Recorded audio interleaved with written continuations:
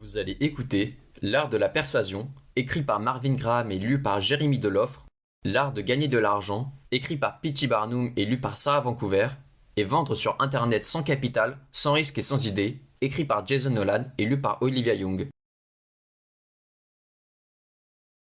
Vous allez écouter L'art de la persuasion, écrit par Marvin Graham et lu par Jérémy Deloffre.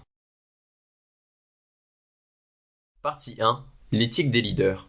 La plupart d'entre nous ne sont jamais vus comme des leaders. Pour la majorité d'entre nous, l'idée de prendre la direction d'un bureau semblait, il n'y a pas si longtemps, complètement absurde. C'est un travail pour les gens de haut vol, pour les gens qui ont de l'entre-gens, bref, pour des leaders nés. Mais en dépit de toute appréhension initiale, les rôles de direction sont quelque chose que beaucoup d'entre nous se verront imposer malgré toutes les protestations.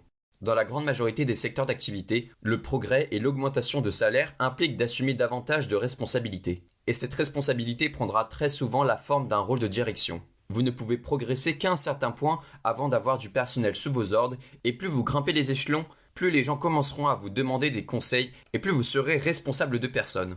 Il ne reste alors que deux choix: fuir la pression, les responsabilités et vivre avec le modeste salaire qui en découle, ou apprendre à se prendre en main. Et devinez quoi? Lorsque vous acceptez ce rôle et devenez le leader que vous pouvez être, vous découvrirez alors que c'est l'une des meilleures expériences imaginables pour votre croissance et votre développement personnel. Vous deviendrez de plus en plus confiant, de plus en plus capable et de plus en plus autoritaire, et cela peut complètement transformer la façon dont vous voyez.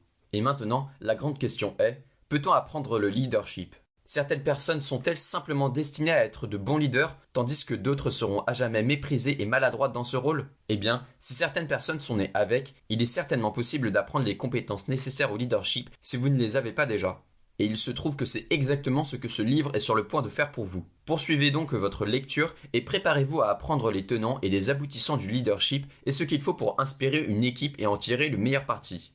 Vous apprendrez donc ce qui fait un grand leadership, s'il faut que vous soyez craint ou apprécié, comment devenir instantanément plus charismatique, comment utiliser des techniques anciennes comme le transformismo pour contrôler votre équipe, comment comprendre les différences de votre équipe et les faire travailler pour vous, comment gérer une crise, comment cultiver l'inspiration, ou bien même comment motiver votre personnel ou créer de nouvelles équipes.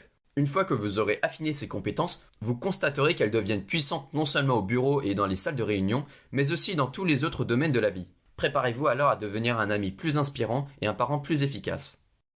Étape numéro 1. Quelles sont les qualités que vous devez avoir en tant que grand leader? Le meilleur point de départ est peut-être de se demander ce qui fait un grand leader. Quel est l'objectif final? À quoi aspirez-vous?